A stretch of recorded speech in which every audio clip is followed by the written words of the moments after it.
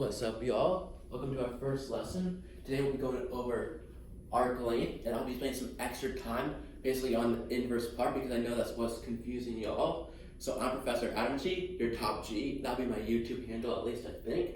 So let me first just go over some really general notes. I'm going to try to make this video less than 4 minutes long. That's the goal. An hour lesson, 4 minutes long. So let's start with, what is the arc length? Arc length is basically how long, something like a circle, right? How big is that, when you go around the circle, how long is that length for a given period of time? General equation, S equals the integral from A to T. A is our starting point, T is the time we want to go to, this is called the length of R prime of T. R prime of T is just the derivative of R of T. Very simple. We'll go into this in more detail soon, but hopefully if you're seeing this, you've already seen a little bit of how to do this. So this is all we know.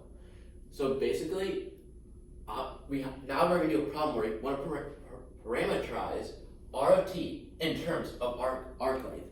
So what does that mean? We put R basically in terms of S. Very simple, and we'll walk through it step by step. Very similar to the problem we have on the homework, so I'll just do it really quickly. So step 1, find R prime of T. R prime of T equals 4 cosine of T, comma, negative 4 sine of T, comma 0. So what is next? Now we have to find the length. How do we do that? It's basically just Pythagorean theorem, our favorite. So do length of R prime of T, hopefully you can see this, equals square root of 4 cosine T squared plus 4 sine T squared. Yep. So what does, okay, I guess I better do this step by step because I know I'll lose some of you otherwise. Equals square root of 16 times cosine of T squared plus 16 sine of T squared. This should be pretty self-explanatory, just squaring. Remember, cosine squared T plus sine squared T equals 1. We factor that out. Equals 16 times 1. Pen drop. Equals square root of 16 equals 4. So now what do? We bring our 4 into the integral. Simple. S equals the integral from A to T of 4. D of U. So I forgot to write D of U, of course, here. We do D of U because it'd be a bad algebraic mistake. You cannot have like T as the integram bound and also have like D of T. Math does not work like that silly rule, but okay. So what do we do next?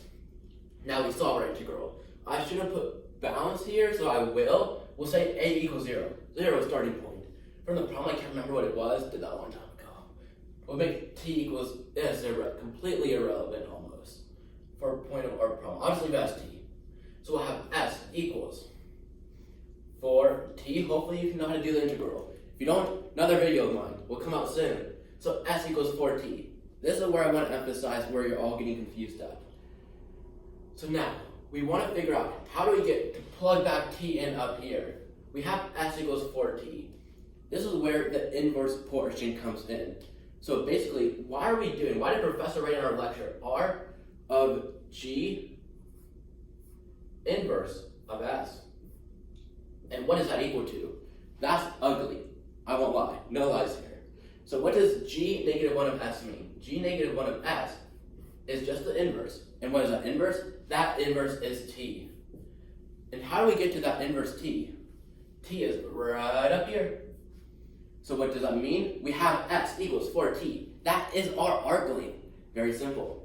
To find the inverse, remember, inverse is just doing the opposite. So if currently we're multiplying by 4, wouldn't the inverse just be dividing by 4? If you said dividing by 4, you're 100% correct. So you get T equals S over 4, opposite operation. Oh look, it works out perfectly. T fits in right up there. So now we can do R of S over 4. And since S over 4 is our arc length, by plugging that in, we got an arc length parameterization. Now you just swap T for S over 4, and you got your final answer. So this probably still a little confusing, but hopefully not.